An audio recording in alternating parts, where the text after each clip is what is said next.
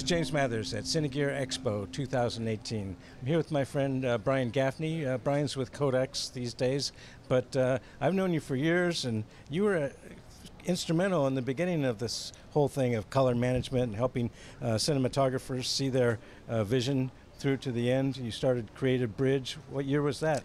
2005. Yeah, just at the beginning of digital cinema production. Yeah.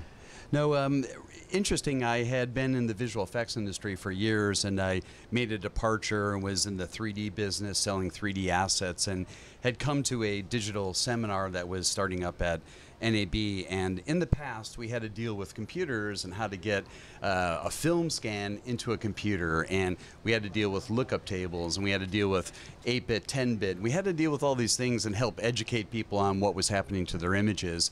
So I went to the seminar, and I was sitting there, and people were raising their hand going, "What's a lookout table?" And I just started laughing, and this light bulb went off, and I said, my gosh, the labs have gone, and nobody knows what to do anymore. They used to hand their film off, they had a relationship with the timer, and they knew exactly what was going to happen, and then they were separated from the post. Now people were handing people, tapes coming out of a Genesis recorder going, now what do I do with this? So the light bulb went off that there was a need to educate and help the cinematographers go through this transition of the film to digital process and help the back-end people on the post side understand these demands. And Creative Bridge was the essence of that, and the essence, I think, of this on-set experience from monitoring and tracking and creating a pipeline to represent your intent and to get it back in the end. And you came up with a near-set projection.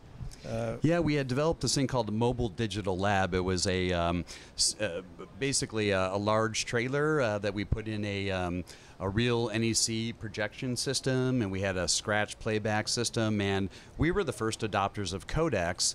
We had started with S2 and then moved into Codex, and ironically I work for them now 10 years later. And in between that, you did a gig at Technicolor for a few years? Yeah, we had started this business. I was a startup, and things like a writer strike, I knew it could be detrimental to a little company like myself.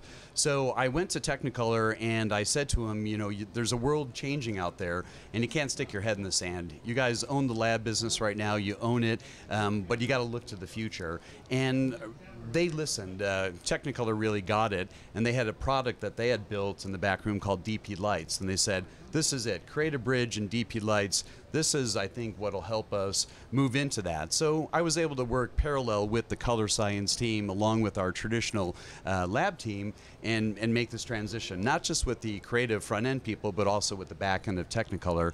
And I learned a lot at Technicolor as well. I walked in, and my eyes were opened as well. And so I've learned a lot over the last couple of years and have tried to help pass on that knowledge base to the people that are working along with me so that we extend that as we go forward. Now, Codex started out mostly as a recording format medium, but you're bringing color science to that and workflow experience. So correct. Tell me about what you're doing at Codex these days. Well, Codex, as I say, they started back in 2006 with, in support of the Thomson Viper cameras and the Genesis cameras when we were still recording 444, dueling video, but they allowed that uncompressed capture over that of the SR tape at the time, which was compressed.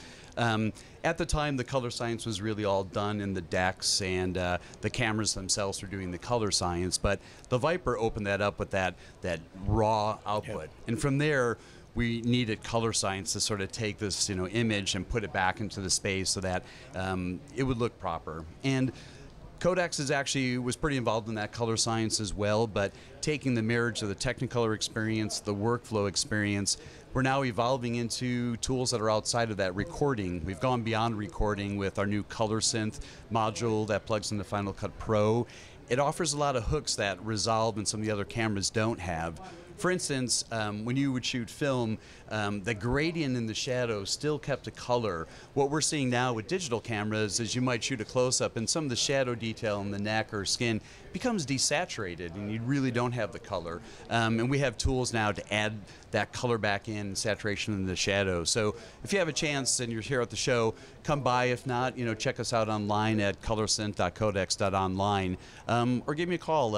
As Jim said it's really a small community, and through that I like to evolve and educate people on that. And you need to learn how to use the tools as well to understand that. So training and consistently going around. I think DCS has been great at sort of making those connections to the community. Thank you. It's a great resource, and I really think you've done a good job in bringing together these different communities to educate people and give them a voice to explain it. Well, this sounds like a mutual admiration society, not a digital cinema society. But tell me, what do you see for the future? So I think for the future, we're going to continue to shoot in large format, higher resolution cameras, maybe even though we don't need them. But there's a driving demand in the market, and that's Netflix. For a long time, it was just the major studios and them deciding on what they would fund and go on. And if Warner Brothers was doing 13 titles a year, we would be, excited at Technicolor because that was a lot of work. Now with Netflix talking about 900 original titles by 2020, I think it's a good thing for the industry, both from the production teams, that's 900 DPs and 900 editors, and it gives post-production a lot of work back. So I think the future is a lot more acquisition, a lot more content. It's not just theatrical and television anymore. We're doing an event coming up on esports at SMPTE, and it's amazing. They're running around shooting on Vericams and mixed cameras and different resolutions, and a lot of different industries coming on that require the services and understanding of the knowledge base of production. So I just think the future is good for everyone in the sense there's a lot more work. What I would educate people on is you need to be much more multidisciplinary these days. If you want to take advantage of all this work, you need to understand not just the cameras, but what happens after the camera. Where's the workflow? Where's the editorial? It's good to understand so you can communicate to help explain your vision and what you're trying to achieve. At the same way, it might be your entrance into this community to actually say, well, I know that. Let me start there, and I'll work my way up. Thank you so much, Brian. Thanks for having me. Appreciate it.